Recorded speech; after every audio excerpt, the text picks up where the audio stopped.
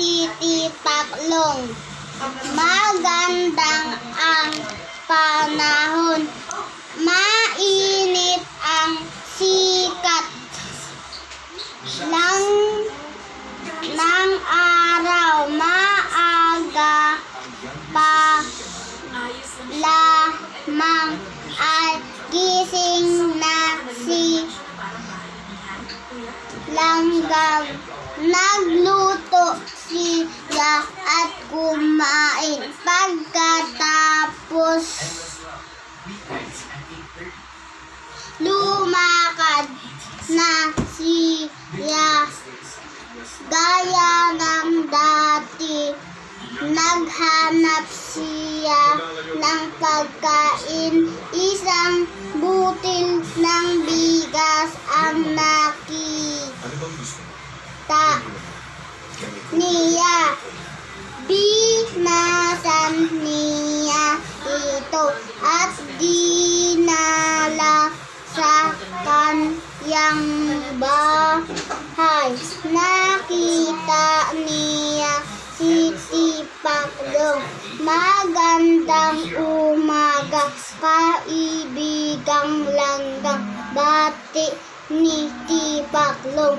Kay bigat ng iyong dala, bakit ba wala ka na ginawa kundi maghanap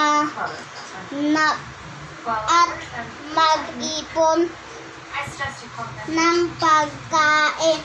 Oo nga, nag-iipon ako ng pagkain habang maganda ang panahon, sagot ni Langgam.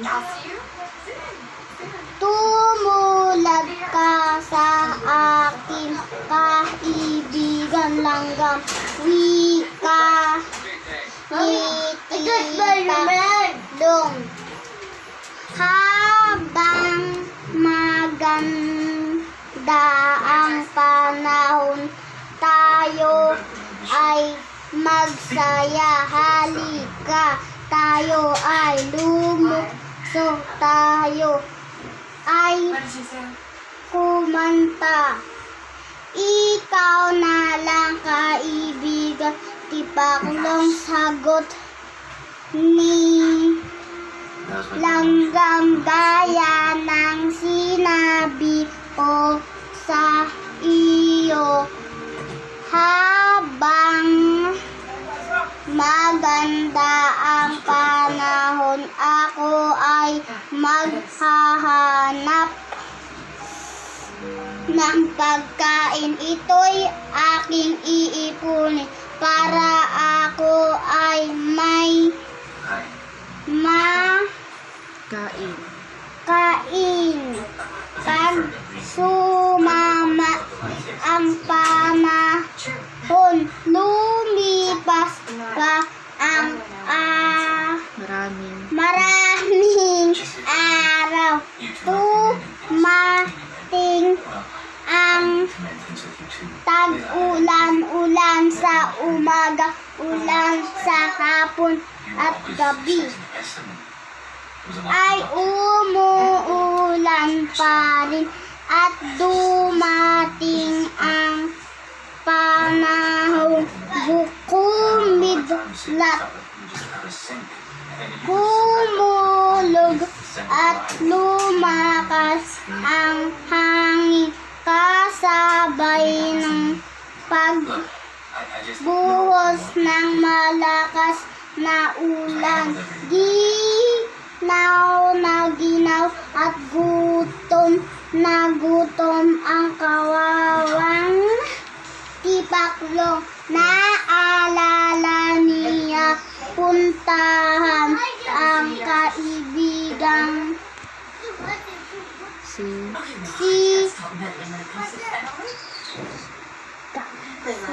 Langgam.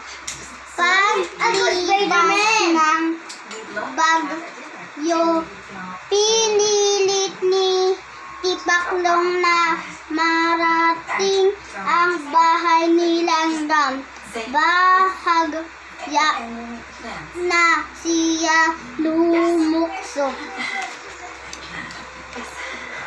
Wala na ang dating sigla ng masayahing sisipaklong. Tok, tok, tok, bumukas ang pinto. Aba ang aking kaibigan Tipaklong. Tuloy ka, halika at maupo. Binigyan ni Langgam ng tuyong damit si Tipaklong. Saka mabilis na naghanda siya ng pagkain. Salamat kaibigan Langgam, wika ni Tipaklong.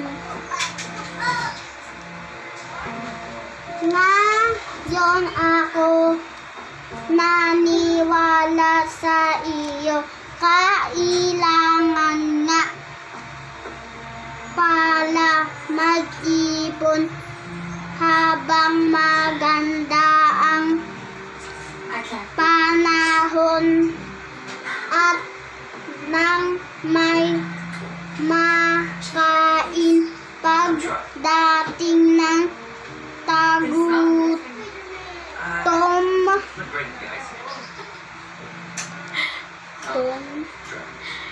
Mula noon nagbago si Tipaklong. Pagdating ng tag-init at habang maganda ang panahon ay kasama na siya ng kanyang kaibigan si Langgam. Natuto siyang gumawa at natuto siyang mag-impok. Aral, mag-impok habang maganda ang sitwasyon upang maging handa sa anumang suliranin sa hinaharap.